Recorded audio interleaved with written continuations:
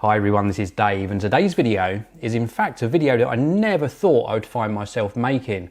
I'm being very critical against Apple today, and as the title of this video suggests, is Apple losing its way? Are they losing their mind? Are they losing their focus? And more specifically, are they losing their focus on the pro market and the prosumer market? So the enthusiasts that helped really make the company thrive when it was first launched, in favour of more consumer oriented products. And those products are things like the iPhone and the iPad that are definitely taking the focus away from the laptops and the desktops. And I'm really worried. I have expressed my concern before that people like me, a creative professional, is definitely being forgotten by this company. So let's talk about the laptop that is sitting on my lap, the very latest Apple MacBook Pro. Now, this was launched in October 2016, so just a couple of months ago, and for the most part, it is a very nice laptop, but it does have its issues. The first thing is that they removed the SD card, so we can no longer put media straight into the side of the laptop without the addition of a card reader. They did move things on. We've got USB-C or Thunderbolt 3 ports all the way round. I think that was a good thing. Things have to progress. But I was expecting more. This is a good performance laptop. Don't doubt that at all. This is a top spec 15-inch model. Everything is maxed out apart from the storage, which is 512 gigabytes.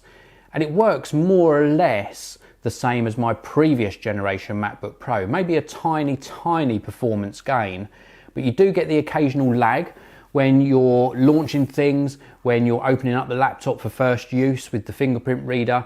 There is a tiny lag there sometimes. You see stutters across the operating system, and it's not all it was meant to be. It's definitely not a big upgrade from the previous generation.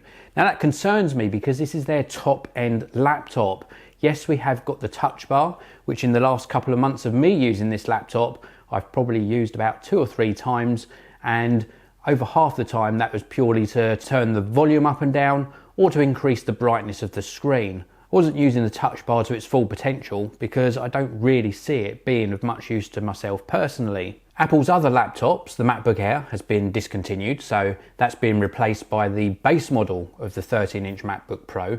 And the MacBook, so their smaller Ultrabook with the 12-inch screen, which is a fantastic computer, is also approaching end of cycle. In fact, that was last updated in April 2016. So hopefully we'll see an update to that sometime in the first half of 2017. Now let's move on to the iMac. This is Apple's all-in-one computer with either a 21.5-inch screen or a 27-inch screen. This was last updated in October 2015. So we're approaching round about the 18-month mark rather than the yearly update cycle. We should see an upgrade to this soon. It does have a fantastic screen. It's a really great performer, and I'm really pleased with this offering from Apple overall. However, I do think they could upgrade when the new processors come out. They used to be really ready for this. They used to get processors early so that when processors were available retail, they could actually launch their new machines. That no longer seems to be the case. They seem to be a little bit behind in this sort of progressive action of upgrading their desktop machines. Now, a good case in point for this is the Mac Mini. This was the entry-level tiny little desktop computer from Apple. It allowed a lot of people to experience Mac OS for the first time because it was so attainable price-wise. This has now not been updated since October 2014. A lot of people were worrying they discontinue it last time around, but we did get a little tiny update. And now we've waited over 2 years without any updates to the tiny little Mac Mini. And last but not least, the trash can Macintosh, introduced in December 2013, the black desktop Macintosh that I personally own, and it is a good performance machine. I use it for video editing, but in fact, my new MacBook Pro does process videos faster than my desktop Mac. Now, this hasn't been updated for over 3 years, and I think that is inexcusable by Apple. We've got a lot of creative professionals, video editors, photographers, graphic designers, graphic artists, animators that all really need a powerful machine, and their top of the range Mac Pro is being ignored.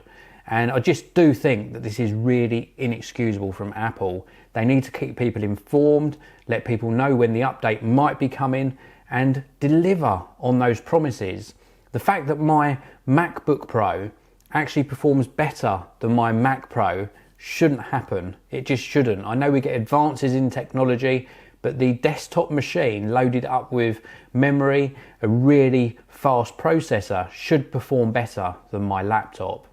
Now, just moving back to this particular laptop, one last thing, when this was actually released, there was a lot of complaints that the maximum amount of memory was 16 gigabytes. And in fact, it's using an older generation of processor. Well, in fact, we can expect new ones of these later this year with Kaby Lake processors that support up to 32 gigabytes of RAM. I think that is a really good upgrade, but of course people who were early adopters and upgraded when this first came out are going to be none too happy. So Apple have got a lot to answer for because people are looking for alternatives, myself included. I've looked at Windows 10 based machines, and although I'm really tied into Mac OS, it is becoming more and more tempting to look elsewhere. They're not being innovative anymore, and I think they really need to shift their focus back to the computers that made them what they are today. Let me know what you think in the comments section below. If you enjoyed this video, please do hit that like button. Please do subscribe, and I'll see you in another video very soon.